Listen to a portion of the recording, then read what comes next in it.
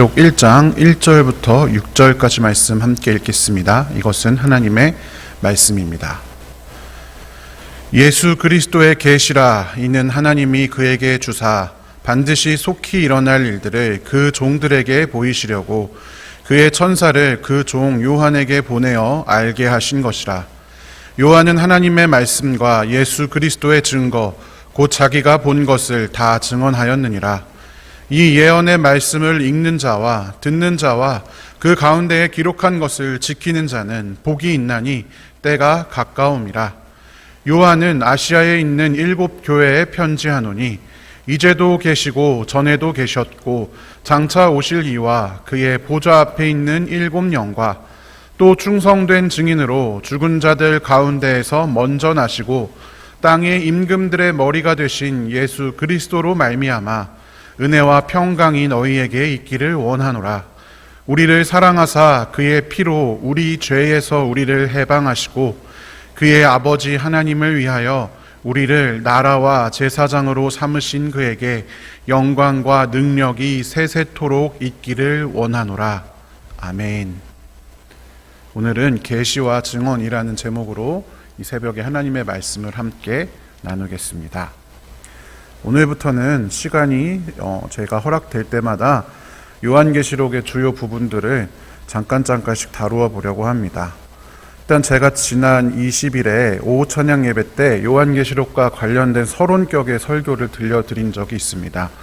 제가 설교를 잘하는 편이 아니기 때문에 이렇게 제 설교를 들으시라고 하기가 굉장히 민망하지만 그냥 여기 안에 있는 정보들이 요한계시록을 이제 듣고 해석하실 때 도움이 되는 것들이 있기 때문에 혹시나 오늘 설교를 들으시고 좀 이해가 안 되시거나 궁금하신 것이 있으시면 이 설교를 한번 찾아서 들어보시면 조금이나마 도움이 되시지 않을까 싶습니다. 어쨌든 오늘은 요한계시록의 가장 앞부분 서론 부분을 함께 살펴보려고 합니다. 오늘 본문 1장 1절 말씀 함께 세 번역으로 읽어보겠습니다.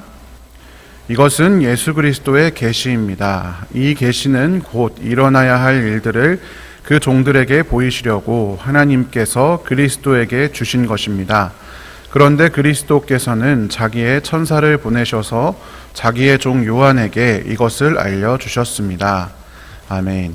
자, 요한계시록은 예수 그리스도의 계시입니다 라는 말로 시작하고 있습니다. 이 부분은 제가 지난 설교 때 말씀을 드렸는데 계시라는 말은 헬라어로 아포칼립시스라고 합니다.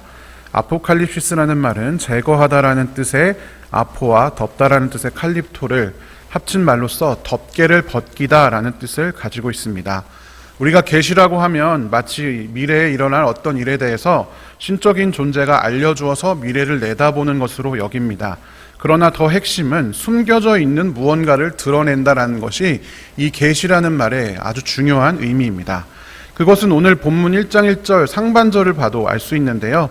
예수 그리스도의 계시라고 하면서 그 계시를 이렇게 설명합니다. 일어나야 할 일들을 그 종들에게 보이시려고 주신 것이다 라고 말하고 있습니다. 우리는 일어나야 할 일들을 보여주신다. 그러니까 미래의 예측이 중요한 것처럼 그것에 골몰하면서 요한계시록을 해석합니다만 사실 더 중요한 목적은 그것을 그 종들에게 하나님의 자녀들에게 보여주시려 한다는 것이 더 중요합니다. 지난 설교에서도 그렇고 제가 베드로전서 1장에 대해서 잠깐 나누다가 그때 말씀드렸듯이 보이는 세상의 흐름과는 정반대로 살아가야 하는 이 세상을 여행하는 순례자인 그리스도인들에게 보이는 것이 전부가 아님을, 세상의 가치가 전부가 아님을, 그 이면에 덮여있는 무언가가 있음을, 그리고 그것을 하나님께서 그 순례자들에게 덮개를 열어 보여주심으로써 이 땅을 살아가는 그리스도인들이 그것을 깨닫고 기꺼이 용감하게 하나님 나라를 선택하며 살아갈 수 있도록 돕는 것, 그것이 계시의 목적입니다. 미래의 멸망과 공포를 주는 것이 아니라 소망을 주는, 보이는 이 땅을 살아가면서 고난과 유혹 가운데 넘어지는 그리스도인들에게 그러나 일의 결말은 너희의 패망이 아니라 나의 승리이다 라는 것을 증언해 주는 책이 바로 요한계시록입니다. 그런데 사도 요한은 1장 1절 하반절부터 2절에 걸쳐서 이 계시를 어떻게 설명하냐? 그리스도께서 천사를 보내셔서 알려주셨다, 이렇게 이야기합니다. 그리고 이 본인 요한은 하나님의 말씀과 예수 그리스도의 증언, 그러니까 자기가 본 것을 다 증언하였다라고 말하고 있습니다. 여기에 살펴보면 사도 요한이 쓴 이 요한 계시록을 매개하는 증인이 총 4명, 사람이 아니니까 4명이라고 할 수는 없지만 4 존재가 등장합니다.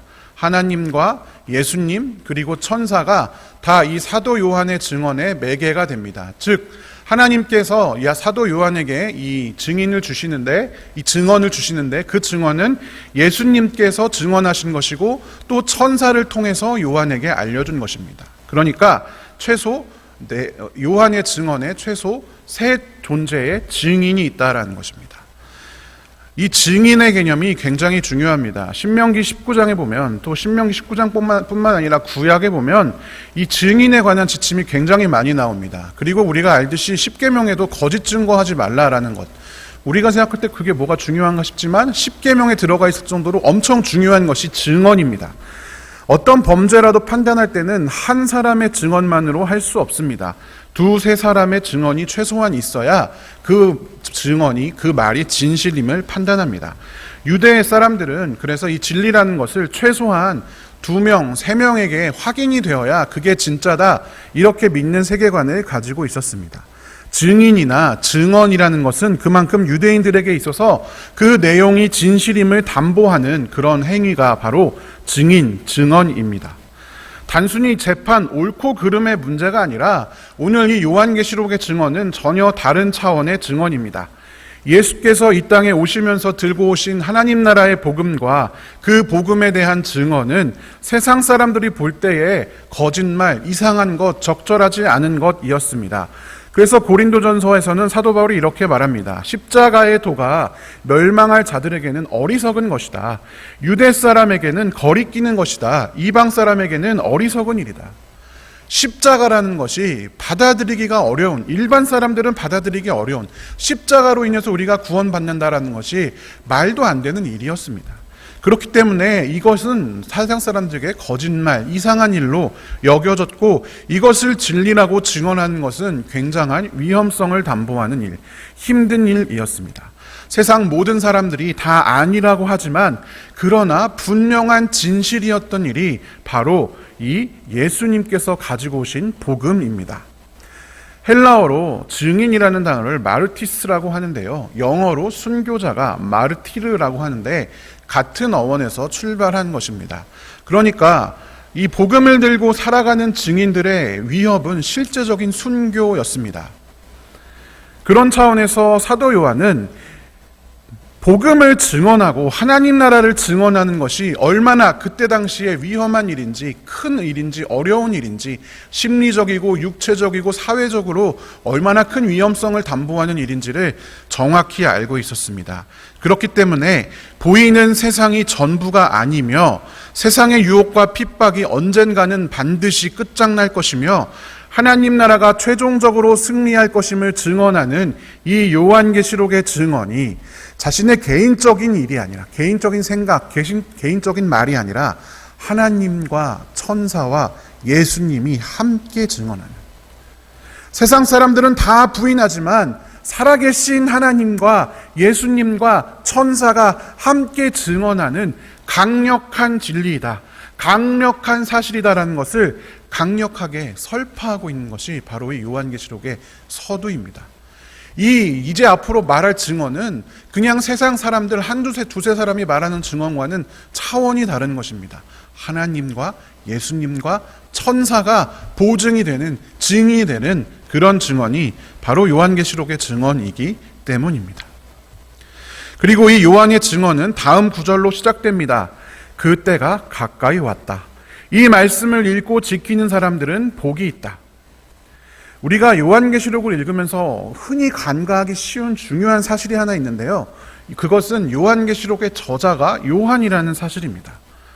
약간 역설적으로 들리기도 하는데요, 요한계시록이 가지고 있는 이미지가 워낙 강력하다 보니까 이 요한계시록의 저자인 요한이 요한복음과 요한 1, 2, 3서도 함께 저작한 그 복음서와 요한 1, 2, 3서의 저자임이 흐려진다라는 것입니다.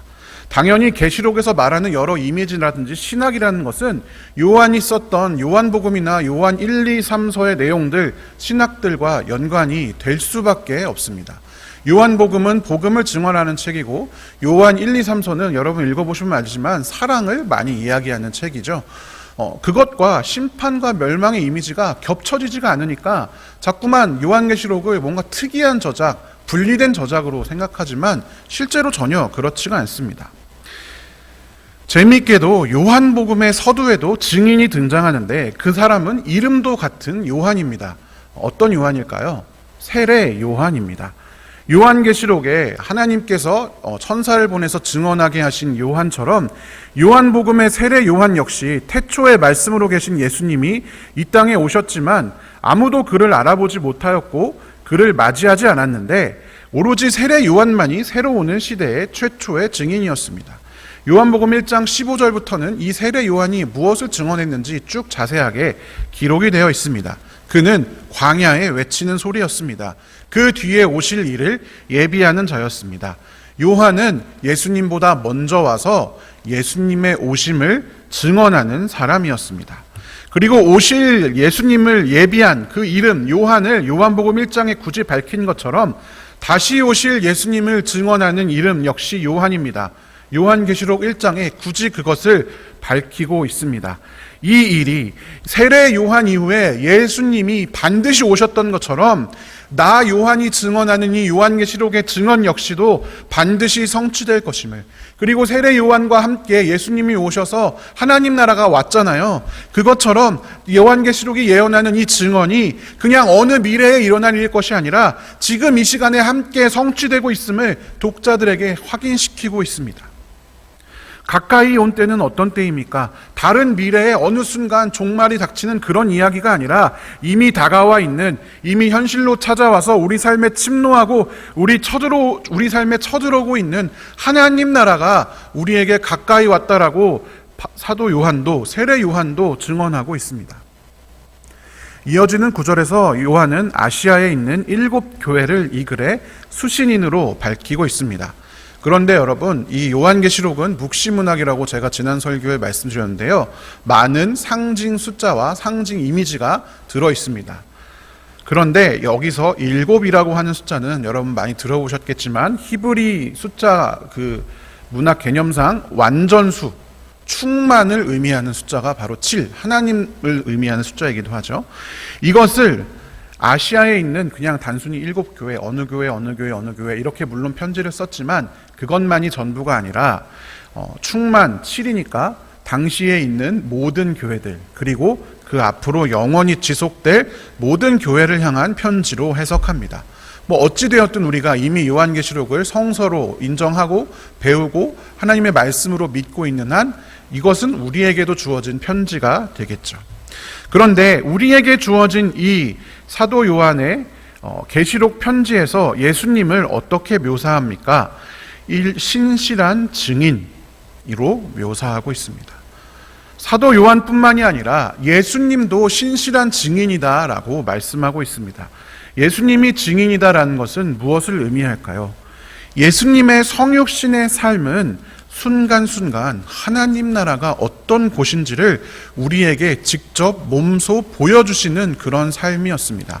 그가 일으키시는 모든 기적들, 그가 이 땅에 오셔서 우리에게 하신 모든 말씀은 하나님 나라를 가리키는 것이었습니다. 그러나 요한복음 1장에서 묘사하듯이 그분이 설파한 하나님 나라를 사람들은 받아들이지 않았습니다. 그리고 그를 죽이게 되었죠. 그래서 하나님께서는 죽임당하신 예수님을 죽은 사람들의 첫 열매이자 땅 위의 왕들의 지배자이신 분으로 다시 살리셨습니다. 그래서 그분이 살아계심을 증언하셨습니다. 요한계시록 3장에는 라오디게아 교회에 대해서 편지하면서 예수님을 신실하고 참되신 증인이다라고 마찬가지로 묘사하는데요, 그 앞에 아멘이신 분이다라고 이렇게 이야기를 하고 있습니다. 여러분, 우리가 뭐 설교할 때나 찬양할 때 아멘, 뭐 기도할 때도 물론 마지막에 아멘 하잖아요. 아멘이 무슨 뜻입니까? 아멘은 히브리어로 진실로, 확실히, 참으로, 그리 되게 하옵소서, 이런 뜻을 가지고 있습니다. 예수님이 복음서에서 많이 하신 말, 내가 진실로 진실로 너희에게 말한다 할 때 진실로 진실로가 바로 아멘, 아멘입니다. 그러니까 아멘이라고 하는 것은 진실, 진짜 확실한, 진짜 참. 그러니까 우리가 설교 듣거나 찬양할 때 아멘하는 것은 이것이 정말 내 삶에 확실한 것으로 믿습니다 하는 의미로 우리가 아멘을 하는 거잖아요. 그런데 예수님이 아멘이다라고 하는 것은 무슨 뜻입니까? 예수님 본인 자체가 하나님의 아멘으로서 우리에게 주어진 것입니다. 예수님은 하나님께서 우리에게 보여주신 가장 확실한 진리, 가장 확신한 증인, 가장 확실한 증언이십니다. 예수님은 이 땅에 오셔서 십자가에 달리심으로 모든 사람들의 죄를 지고 지심으로 하나님의 그 큰 사랑에 아주 분명한 증인, 증거가 되어 주었기 때문입니다. 예수님은 성육신하심으로 신실하고 의로우신 하나님의 살아계심을 확증하셨습니다. 고난과 죽음을 통해서 그렇게라도 인간을 구원하신다는 하나님의 약속을 성취하시는 그 하나님의 신실하심을 증언하였습니다. 부활하심을 통해서 죽음을 이기시고 우리를 새롭게 하시는 하나님의 능력을 사람들에게 보여주셨습니다. 그 확실한 진리, 누구보다도 신실한 하나님의 증인, 하나님의 아멘이신 예수님께서 요한계시록의 말미에 직접 이렇게 말씀하십니다. 요한계시록 22장 20절 함께 읽어보겠습니다. 이 모든 계시를 증언하시는 분이 이렇게 말씀하셨습니다. 그렇다, 내가 곧 가겠다. 아멘 오십시오, 주 예수님. 아멘. 하나님의 가장 확실한 증인, 하나님의 아멘, 세상 그 어느 것보다 가장 분명한 진리이신 그 분께서 내가 곧 가겠다라고 말씀하신 것입니다. 계시록이 말하고 있는 바는요, 휴거나 종말의 때가 언제인지 맞추고 그 종말의 때에 두려워 떨라고 주어진 책이 절대 아닙니다. 온갖 고난의 때, 그 종말의 때 믿는 사람들이 고난과 유혹과 핍박 가운데 믿음을 잃어가는 그때에 그 살아가는 삶 가운데 실제적인 위협과 유혹들이 우리가 하나님을 온전히 섬기지 못하도록 자꾸만 우리를 흔들 것인데, 그때에도 우리에게 아멘으로 나타나신 예수님께서 우리와 동행하시며 곧 내가 가겠다, 내가 끌고 올 하나님 나라는 확실하게 너희에게 완성될 것이다 라고 증언하고 있는 책이 바로 요한계시록입니다. 특별히 이때 유대인들은 실제적인 강력한 핍박, 그러니까 예수를 믿으면 인생 망치는 상황이 눈앞에 실제적으로 보여져 있었습니다. 지금의 우리보다 더욱 현실적인 위협이 예수를 믿는 그들 앞에 놓여져 있었습니다. 그런 그들에게 누구보다도 확실한 증인이신 예수님께서 이 모든 고통과 고난들, 보이는 현실적인 위협들이 우리를 힘들게 할지라도 마침내 그것은 언젠가 끝나 사라질 것들이며 다시 오실 예수님을 통해 완성될 하나님 나라가 반드시 우리 눈앞에 펼쳐질 것이다 라고 하는 이 강력한 증언 하나가 얼마나 큰 힘이 되어 주었겠습니까? 사면 초가에 몰린 그리스도인들이 세상의 눈이 아닌 하나님의 눈으로 세상을 바라보게 하는 것, 세상이 그들을 거부하고 수치를 주고 고문하며 죽이더라도 그들의 증언, 그들의 증인, 그들의 믿음이 허무한 것, 덧없는 것, 아무것도 아닌 것이 아니라 가치 있고 영광스러운 것, 위대한 것, 효과적이라는 것을 알게 하는 것이 요한계시록에 기록된 목적이자 핵심 내용인 것입니다. 오늘날에는 과거처럼 고문과 고난은 없습니다. 그러나 예수님을 따라 살아가는 것은 더 어려워진 것 같습니다. C.S. 루이스의 스크루테이프의 편지라고 하는 재미있는 책을 보면 사단이 더 이상 고통을 줘서 우리를 유혹하는 것이 아니라 만족과 유익을 주는 것으로 우리의 육과 영을 자꾸만 만족시켜서 그 자리에 머물게 하는 전략으로 바꾸고 있음을 보여주고 있습니다. 고통은 줄수록 인간이 하나님을 더 붙들게 되고, 만족과 유익을 줄수록 하나님을 잊어버리고 그것이 자기 것처럼 여기게 되는 그런 인간의 모습을 통렬하게 꼬집고 있습니다. 탐욕과 명예, 부와 권력이 우리로 하여금 하나님을 버리고 세상을 붙들도록 자꾸만 유혹합니다. 우리를 확실하신 아멘 예수님의 증인이 아니라 돈과 명예와 권력과 나의 증인이 되도록 자꾸만 오늘도 우리를 유혹하고 넘어뜨립니다. 그런 우리에게도 오늘 이 요한계시록의 말씀은 매우 중요한 지침이 되어줍니다. 너희 눈에 보이는 삶, 너희가 얻은 명예와 부와 권력과 모든 것들이 너희를 지켜줄 것처럼, 너희 눈앞에 영원할 것처럼 보이지만 그것이 아니라 내가 곧 가겠다, 확실한 하나님 나라가 너희 눈앞에 이를 것이다. 그때까지 우리는 어떻게 살아야 하겠습니까? 사랑하는 성도 여러분, 말씀을 정리하겠습니다. 로마서 5장 8절에는 우리가 아직 죄인 되었을 때에 예수님께서 우리를 위하여 죽으셔서 우리들에 대한 자기의 사랑을 확증하셨다. 실제로 눈앞에 보여주셨다. 이렇게 말씀하고 계십니다. 우리에게 그 사랑을 직접 보여주신 하나님의 아멘, 우리가 세상의 다른 모든 것 다 못 믿어도 하나님의 사랑이 확실히 있었다라고 믿을 수 있는 그 유일한 그 증거, 예수님께서 오늘 본문에서 이렇게 우리를 사랑하신다, 자기의 피로 우리의 죄에서 우리를 해방하여 주셨다, 우리로 하여금 하나님 나라가 되게 하시며 자기 아버지 하나님을 섬기는 제사장으로 삼아주셨다라고 사도 요한이 증언하고 있습니다. 계시록이 말하는 온갖 핍박과 재난은 계시록의 핵심이 아닙니다. 이것이 핵심입니다. 우리가 하나님의 사랑 안에서 하나님의 나라가 되었으며 하나님을 섬기는 제사장이 되었다라는 것입니다. 그렇기 때문에 보이는 세상에 흔들리지 않고 결국엔 우리 눈앞에 우리가 마주하게 될 하나님 나라를 바라보며 살아라 라고 권면하고 있습니다. 그분은 이제도 계시고 전에도 계셨고 장차 오실 것이 분명합니다. 우리가 오늘도 유혹에도 시련에도 고난에도 또 때로는 내 자신의 어떤 그런 괴리감에도 그럼에도 불구하고 하나님 나라를 바라보며 여러 가지 힘든 마음을 품고 그래도 하나님 나라를 살아가야지, 그래도 내가 지금 힘들어도 오늘 내가 할 수 있는 하나님 나라를 위한 일을 해야지 라고 생각하며 살아갈 수 있는 이유는, 힘들어도 버티고 소망을 가질 수 있는 이유는 바로 이것입니다. 사랑하는 성도 여러분, 오늘도 그렇게 버팁시다. 엘리야가 800명의 바알과 아세라 선지자들과 맞설 때 갈멜산에서 단을 쌓잖아요. 갈멜산에서 생각해 보십시오. 바알과 아세라 800명의 사람들이 돌무더기를 가져와서 잔을 쌓고 있습니다. 엘리야는 혼자서 단을 쌓아야 했습니다. 아무도 엘리야를 도와주지 않았을 것입니다.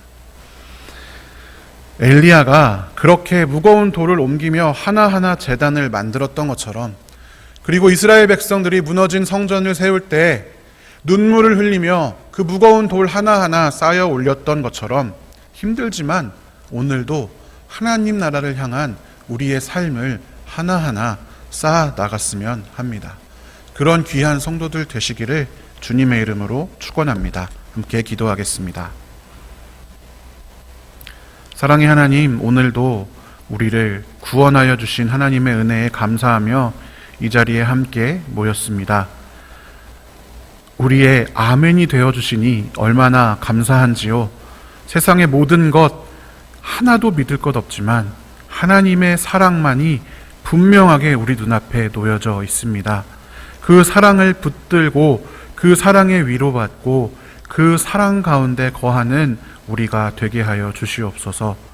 하나님께서 예수님을 보내주셔서 우리에게 하나님의 사랑을 증언하여 주셨던 것처럼 우리도 사람들에게 우리가 받은 예수님의 사랑을 온전히 증언할 수 있는 사람들 되게 하여 주시옵소서. 죄인과 의인을 가르며 내 편과 네 편을 가르는 사람들 되지 않게 하시고, 하나님께서 예수를 보내셔서 우리 모두를 품어 안아 주셨던 것처럼 우리도 세상의 사람들을 사랑하며 그들에게 하나님 나라의 복음을 전할 수 있는 자들 되게 하여 주시옵소서. 하나님, 그러나 그 믿음의 삶이 얼마나 어려운지 모릅니다. 세상 사람들 아무도 그렇게 살지 않기 때문입니다. 그렇게 살지 않는 것이 너무나 당연하기 때문입니다. 하나님, 그러나 이 요한계시록의 증언을 우리가 붙들게 하여 주시옵소서.